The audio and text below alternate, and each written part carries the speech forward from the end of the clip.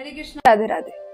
आजकल ये प्रश्न है मिथ्या लोगों के बीच कि अगर किस्मत ही सब कुछ होती है तो कर्म का क्या रोल होता है, और अगर कर्म ही सब कुछ होता है तो फिर किस्मत क्या है। इसके बारे में मैं थोड़ा सा एक्सप्लेन करना चाहूंगी। सबसे पहले तो हम समझते हैं कि किस्मत होती क्या है। किस्मत जो होती है वो हमारे प्रारब्ध से मिलकर बनती है।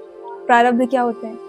प्रारब्ध होते हैं जो पूर्व में किए हुए हमारे सारे कर्म होते हैं, वो होते हैं हमारे प्रारब्ध कर्म।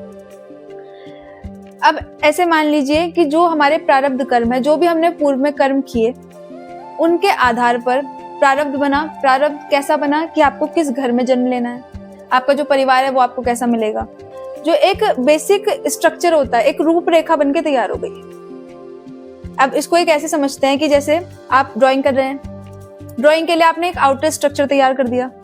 अब आपको कलर्स फिल करने हैं। जो आपका जो आउटर स्ट्रक्चर है वो है आपका प्रारब्ध, और जब आप उसमें कलर फिल कर रहे हैं वो है आपके कर्म। जितने सुंदरता के साथ, जितनी सफाई के साथ आप उसमें रंग भरेंगे, उतना ही सुंदर आपका स्ट्रक्चर बनके तैयार हो, आपकी लाइफ बनके तैयार हो। अब आपको उसमें रंग कैसे भरते जाने हैं? पॉजिटिव चीजें करती जानी है लाइफ में, मेहनत करते जाना है, आगे बढ़ते जाना है। तो वो कैसे बढ़ा जाएगा? वो आपके कर्म के आधार पर बढ़ा जाएगा। तो आप जैसे जैसे कर्म करेंगे, कर्म थ्योरी सिर्फ यही कहती है, पॉजिटिव कर्म करेंगे तो उसके पॉजिटिव रिजल्ट्स मिलेंगे, नेगेटिव कर्म करेंगे तो आपको उसके नेगेटिव रिजल्ट्स मिलेंगे।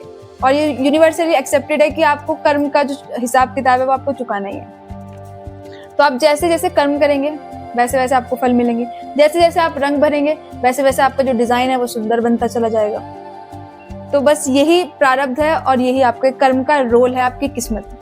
जैसे जैसे आप अपने कर्म करते जाएंगे, जितनी ईमानदारी के साथ अपने कर्म करते जाएंगे, जितनी सफाई के साथ आप अपने कर्म करते जाएंगे, धर्म के अनुसार आप अपने कर्म करते जाएंगे, वैसे वैसे जो आपकी लाइफ है वो सुंदर, शांत, सरल बनती जाएगी। राधे राधे।